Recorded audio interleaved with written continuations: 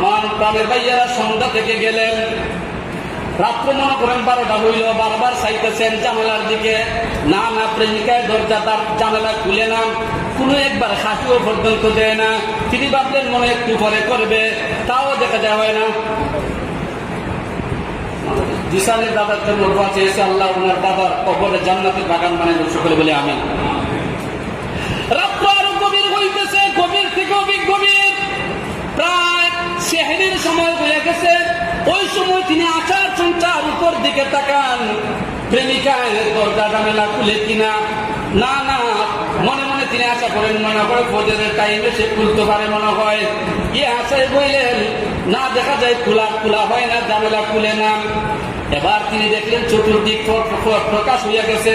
এখন যদি তাকি জনতায় আমার কুটাই লিব, জনতার কুলাই খাওয়া লাগবো, গণদুলায় আর টাকা যায় না। এখন চইলা যাইতে হবে। চইলা আসবেন সময় অন্তরের মধ্যে একটা অনুভূতি গেল, একটা মাহসুস গেল, হায়রে নাই আমি আমার এই প্রেমিকার জন্য, প্রেমিকার সান্নিধ্য অর্জনের জন্য, প্রেমিকার একটা কথা শোনার জন্য, একটা ভাষা শোনার জন্য এই গভীর রজনীতে শীতের মৌসুমে পানির মধ্যে দাঁড়াইয়া প্রেমিকার জন্য অপেক্ষা করলাম। অথচ প্রেমিকারও জানা আছে যে আমি যে আসবো, জানা সত্ত্বেও আমার প্রেমিকায় আজকে একটিবারের জন্য জানালাটা খুলল না, আমার সান্নিধ্য দিল না, আমার এই অবস্থাটা সে বুঝলো না। আরে যেই মালিক, আসমানের মালিক, জমিনের মালিক, যিনি আমার খালিক, ওই আল্লাহর যদি একটা বার, এক মুহূর্ত যদি আমি ফুলের বিছানায় বসেও যদি ডাকটা দিতাম, আমার আল্লাহ আমার সান্নিধ্য দিয়া দিত। সুবহানাল্লাহ বলে।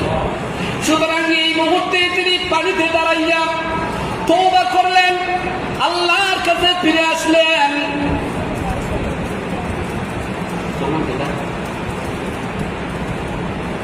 নাহিদের নাম উসমানীতে ভর্তি, আল্লাহ তাআলা ওনার শিফায়ে আজিলায়ে কামিলা নাসির নসিব করুন সকলে বলে আমিন। আমার প্রাণের ভাইয়েরা, তিনি আল্লাহর কাছে তওবা করলেন। কেমন তওবা? তওবায়ে নাসুহা, যেই কথা আল্লাহ বলেছেন, ইয়া আইয়ুহাল্লাযীনা আমানু তুবু ইলাল্লাহি তাওবাতান নাসুহা। ওই ইমানদার, তুমি ইমানের স্বাদ তখনই পাইবা, তুমি ইমানের স্বাদ তখনই পাইবা যখন তুমি খালিস নিয়তে আল্লাহর কাছে তওবা করবা।